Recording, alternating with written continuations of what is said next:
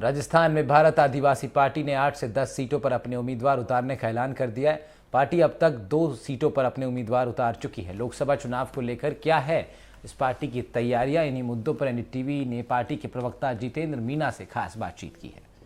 लोकसभा चुनाव की तारीखों का ऐलान हो चुका है और राजस्थान में दोनों प्रमुख दलों के साथ साथ तीसरी सबसे बड़ी शक्ति भारत आदिवासी पार्टी ने भी अपने 2 उम्मीदवारों के नामों का ऐलान कर दिया है और भी कई सीटों पर पार्टी उम्मीदवार उतारेगी। हमारे साथ बात करने के लिए पार्टी के राष्ट्रीय प्रवक्ता जितेंद्र मीना हैं। जितेंद्र जी, क्या तैयारियां हैं, कितनी सीटों पर अपने उम्मीदवारों को उतार रहे हैं? देखिए, राजस्थान में हम लोग लगभग 9 से 10 लोकसभा सीटों पर अपने उम्मीदवार उतार रहे हैं। अभी 2 सीटों के उम्मीदवारों का नाम फाइनल हो गया है। एक डूंगरपुर बांसवाड़ा में राजकुमार रौत साहब हैं, जो वर्तमान में 84 विधायक हैं। उदयपुर सीट पर प्रकाश चंद्र बुझ हैं, जो हमारे स्थानीय साथी हैं और जो लगातार सोशल मूवमेंट में हम लोगों के साथ में जुड़े हुए हैं। साथ ही साथ बागीदौरा से जो उपचुनाव हो रहे हैं, जो सेकंड फेज के साथ में ही है, उस पर हमारे जो जयकिशन पटेल जी हैं, जो पिछली बार भी हमारे असेंबली में उम्मीदवार थे, उन्हीं को हम लोगों ने उतारा है। इसके साथ साथ जो 8 सीटें हैं, जिसमें हम लोग भीलवाड़ा, चित्तौड़गढ़, टोंक के साथ साथ दौसा, राजसमंद और बाकी की जो आसपास की जो सीटें हैं, उन सब सीटों पर हम लोग अपने उम्मीदवारों का जो नाम का जो अंतिम चरण में है। इसके साथ ही राजस्थान के बाहर हम लोग मध्य प्रदेश, गुजरात, दादरा नागर हवेली, महाराष्ट्र, झारखंड, छत्तीसगढ़ और आंध्र प्रदेश में हम अपने उम्मीदवार खड़े कर रहे हैं। जी, आप बहुत चर्चा थी कि आप इंडिया अलायंस में शामिल हो सकते हैं, आपकी पार्टी, और कई स्टेप्स में बातचीत भी गई। कहाँ बात बिगड़ी कि आप लोग शामिल नहीं हो पाए उसमें? देखिए, फाइनल स्टेप में कहाँ बात बिगड़ी, ये तो राष्ट्रीय अध्यक्ष ही आपको ज्यादा बेहतर तरीके से बता पाएंगे।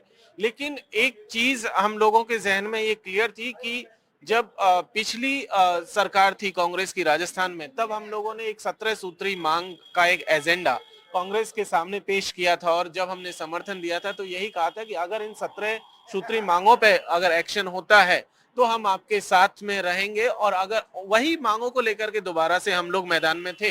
सीटों को लेकर भी कोई पेज था? सीटों को लेकर के स्पेसिफिक कोई पेज नहीं था, लेकिन मेनली इश्यूज पर पेज था। एक अहम सवाल है कि आपके सिलेक्शन प्रोसेस की बहुत चर्चा होती है, कैंडिडेट सिलेक्शन प्रोसेस की, थोड़ा उसके बारे में बताइए, वो क्या है प्रोसेस? वो देखिए, उसका नाम है जन प्रतिनिधि सिलेक्शन प्रणाली।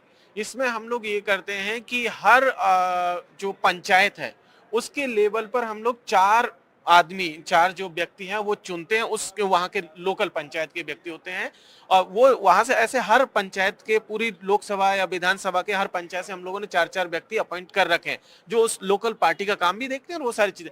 वो पहले अपनी पंचायत से अपना नाम भेजते हैं, फिर पंचायत से ऊपर ब्लॉक के लेवल पर नामों की चर्चा होती है और उन ब्लॉक के लेवल पर 3 नाम फाइनल होते हैं।